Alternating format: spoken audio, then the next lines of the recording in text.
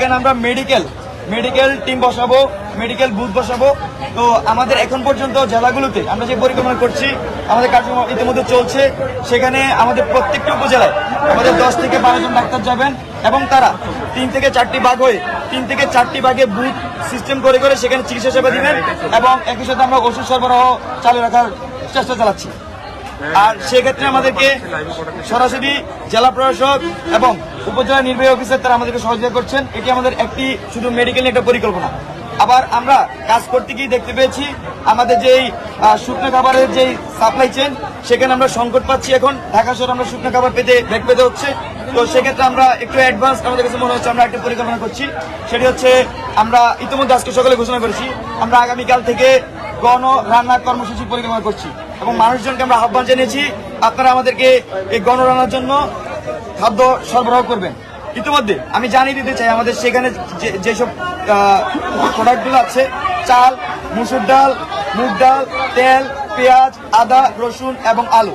আমি সারা ঢাকাবাসী সহ সারা দেশবাসীকে আহ্বান করব আপনারা আগামীকাল থেকে আমাদের যেসব পয়েন্টে আমরা সংগ্রহ করছি, টিএসসি, ঢাকা বিশ্ববিদ্যালয় কেন্দ্রীয় মাঠ এবং ডাকসু ক্যাফেটেরিয়া, সেই সব স্থানে আপনারা এইসব প্রোডাক্ট সাপ্লাই করার ব্যবস্থা করবেন, আপনারা ত্রাণ হিসেবে দিয়ে যাওয়ার চেষ্টা করবেন। এবং এই কাজের জন্য আমরা আগামীকালকে অন্তত 4 লাখ মানুষের যাতে খাবার রান্না করতে পারি সেজন্য আমরা জেলা প্রশাসক সহ সকল ইউনোদের সাথে আমরা মিটিং করছি এবং সেই পরিকল্পনা সাজাচ্ছি। আমাদের পরিকল্পনাটা আমি একটু ব্যাখ্যা করতে চাই।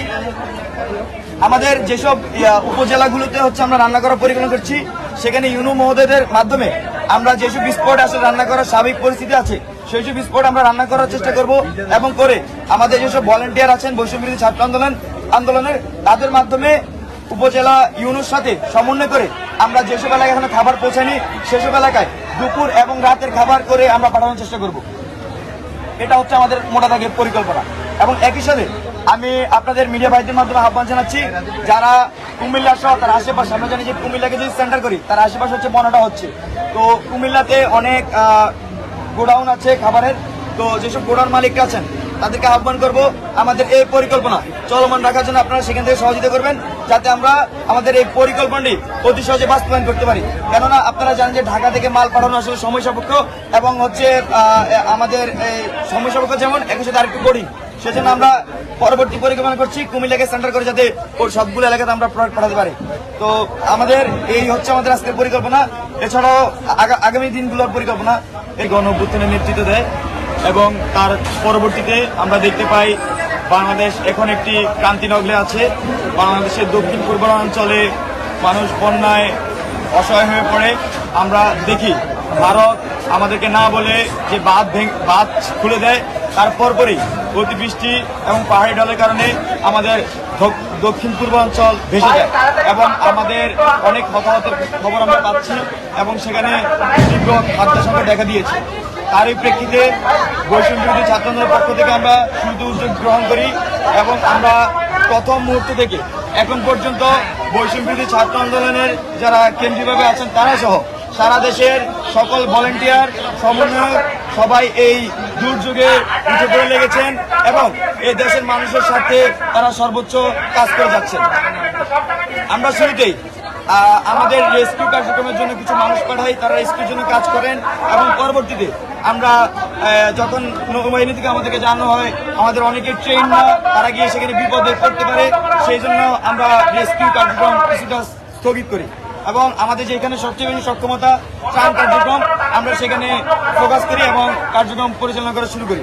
আপনারা ইতিমধ্যে আমাদের ত্রাণ কার্যক্রমের আপডেট সম্পর্কে আমাদের অন্যান্য সমন্বয়কদের কাছ থেকে জানতে পেরেছেন। আমরা শুরুতেই আমাদের যদি একটু পরিকল্পনাটা বলি ত্রাণ নিয়ে, আমরা টিএসসিতে যে ত্রাণ কার্যক্রম পরিচালনা করছি সেটা নিয়ে আমরা শুরুতেই আমাদের বৈষম্যবিরোধী ছাত্র আন্দোলনের প্ল্যাটফর্ম থেকে আমরা একটা পরিকল্পনা করি এবং দেশবাসীকে আহ্বান জানাই। আপনারা দেখতে পেয়েছেন সারা দেশ সহ ঢাকা শহরে কি পরিমাণ সাড়া পড়েছে। আমি আমার যে হিস্ট্রি সম্পর্কে যে আইডিয়া, এই বাংলাদেশ 52 বছর 53 বছর বাংলাদেশ আসলে কখনোই এরকম জাতীয় সংগতি আমরা শুনি নাই, দেখি নাই। তো এটা আসলে বাংলাদেশে একটি নতুন অধ্যায় সূচনা হয়েছে এই বৈষম্যবিরোধী ছাত্র আন্দোলনের গণ অভ্যুত্থানের মধ্য দিয়ে। আমরা আশা করি দেশবাসী আমরা আগামীতে সে ব্যাপারে আমরা সচেতন থাকবো এবং একসাথে কাজ করে যাব। এখন আমাদের আগামী যে পরিকল্পনা সেটি হচ্ছে যতটুকু বোনা হয়েছে সেই ক্যাশ টাকাটা হচ্ছে 1,86,48,000 টাকা।